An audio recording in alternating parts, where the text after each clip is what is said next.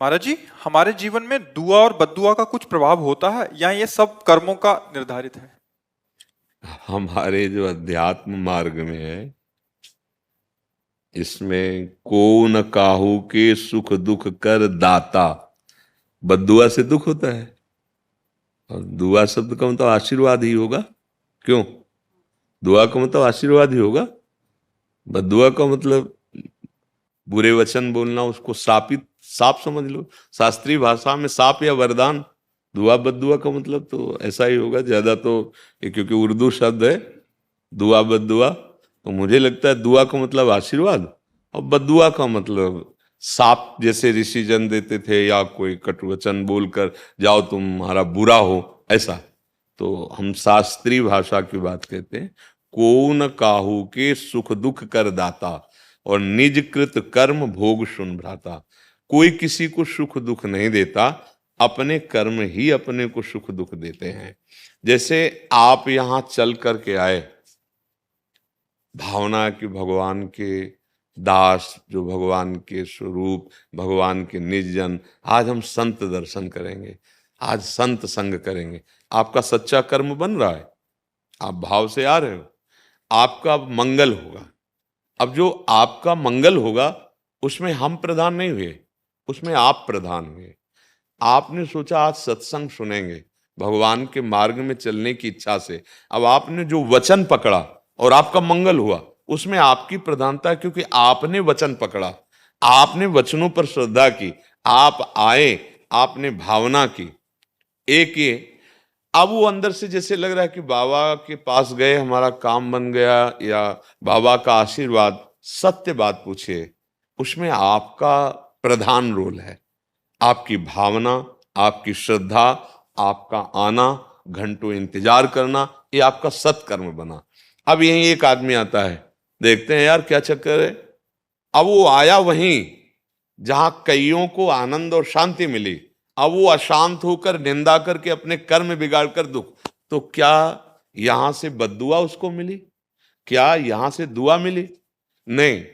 उसका विचार, उसकी भावना, उसका कर्म दुआ, और उसका विचार, उसका भावना, उसका कर्म बद्दुआ। उसका कर्म ही उसे वैसे बन गया। नहीं तो भगवान सबके हृदय में आनंद सिंधु विराजमान है, फिर दुख क्यों? स्वयं भगवान सबके हृदय में विराजमान है, जो आनंद समुद्र है। गोस्वामी जी लिखते, सबके हृदय अछत विकारी, पर सकल जीव जग दीन दुखारी। आनंद सिंधु भगवान सबके हृदय में विराजमान, फिर दुख क्यों हो, चिंता क्यों हो, शोक क्यों हो, भय क्यों हो? क्योंकि हम भगवान का भाव ही नहीं मानते।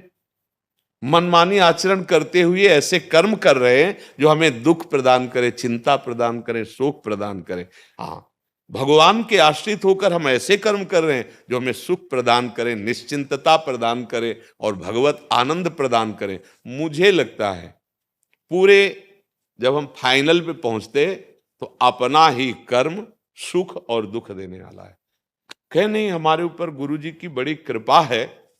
तो वो कृपा तब हुई ना जब आपने श्रद्धा की, आपने वचन माने, आप उनकी शरण में गए, आप उनकी बात के अनुसार चले। तो इसमें मूल कौन हुआ? आप हुए। अगर आप ना माने, आप अश्रद्धा करें, तो भला फिर कोई बदल के दिखावे, नहीं बदल सकते।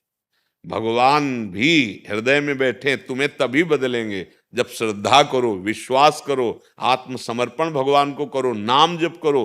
तब आप देखेंगे, तब आपको लगेगा बड़ी कृपा है, हमारा जीवन बदल रहा है, हमें बड़ा आशीर्वाद भगवान का मिल रहा है, हमारा जीवन बदल रहा है। क्यों? आपने श्रद्धा किया, विश्वास किया। भवानी शंकरो वंदे श्रद्धा विश्वास रूपिणो, याभ्याम बिना न पश्यंती। बिना श्रद्धा विश्वास के हृदय में विराजमान नहीं अनुभव में आ रहे। तो कर्म ही हमारा पूजा है, और कर्म ही हमें दुख सुख देने वाला, पक्का समझो।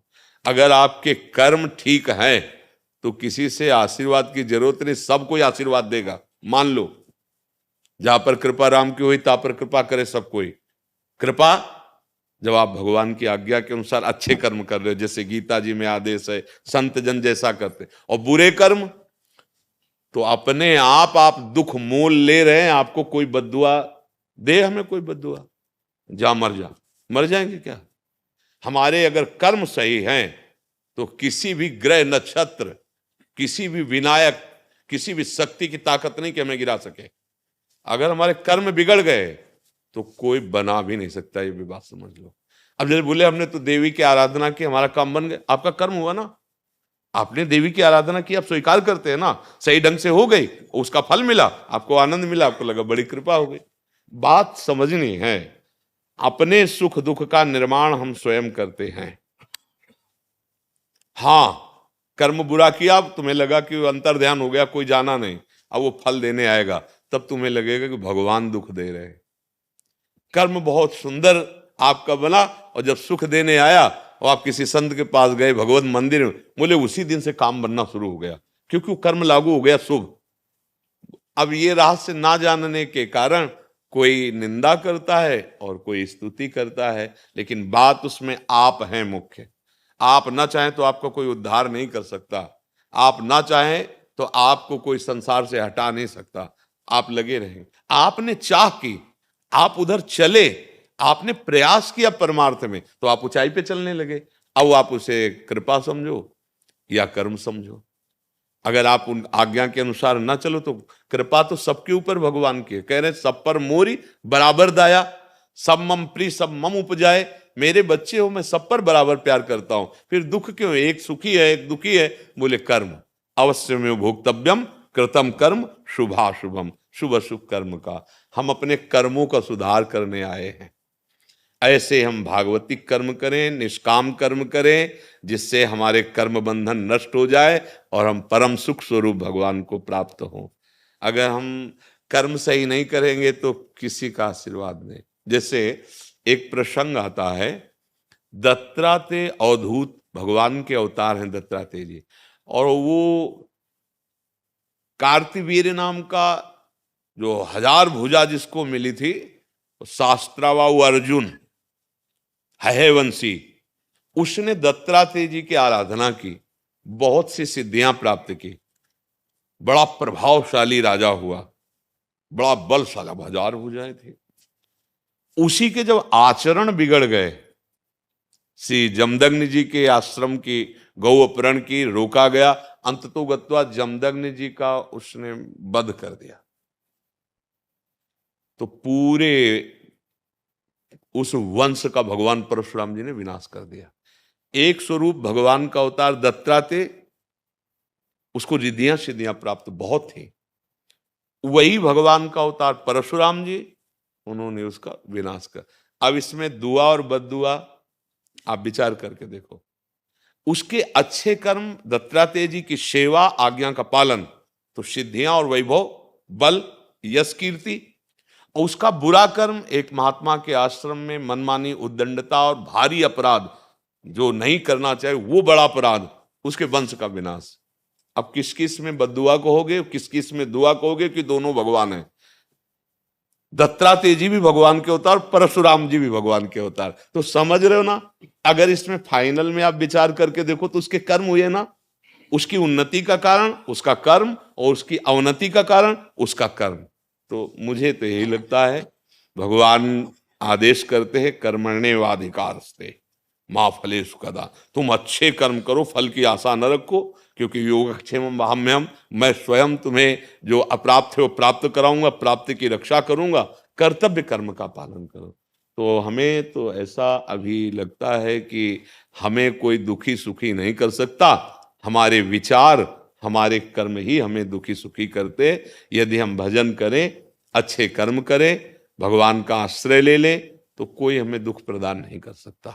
तभी तो जो भक्त जन है, बड़ी बड़ी दुख परिस्थितियों में भी प्रसन्न मुद्रा में आनंदित देखे जाते हैं, क्योंकि वो इन कर्मों को भगवान को समर्पित करके भगवद आश्रित हो गए।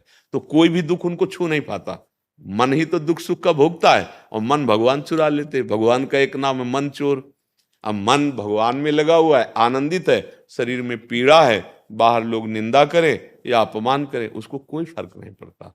तो हम अपने कर्मों को सुधारें, अपने आचरणों को सुधारें। सबसे बड़ा कर्तव्य कर्म पूजा यही है, जो भगवान आदेश कर रहे हैं कि ये ना करो, वो हम ना करें। जो संत जन आदेश करते हैं, जो हमारा हृदय कहता है कि ये पाप है मत करो, वो ना करो, कभी दुख नहीं आएगा, कभी दुख नहीं मिलेगा।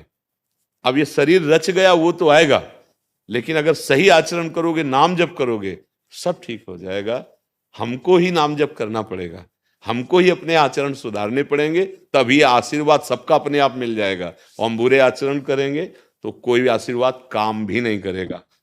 दत्तात्रेय जी का आशीर्वाद काम नहीं किया, वही परशुराम जी के रूप में अवतरित होकर उसे नष्ट कर दिए। इसलिए कर्म ही प्रधान है। हम अच्छे कर्म करने वाले बने और वो कर्म भगवान को समर्पित कर दें, और उन कर्म के करने में अहंकार न करके सोचें कि भगवान की कृपा से हो रहा है, संतों की कृपा से हो रहा है, तो अहंकार नहीं आएगा। बहुत बढ़िया मार्ग हमारे हृदय में भागवतिक प्रकाशित हो जाएगा, जिसे भगवदानंद परमानंद कहते हैं।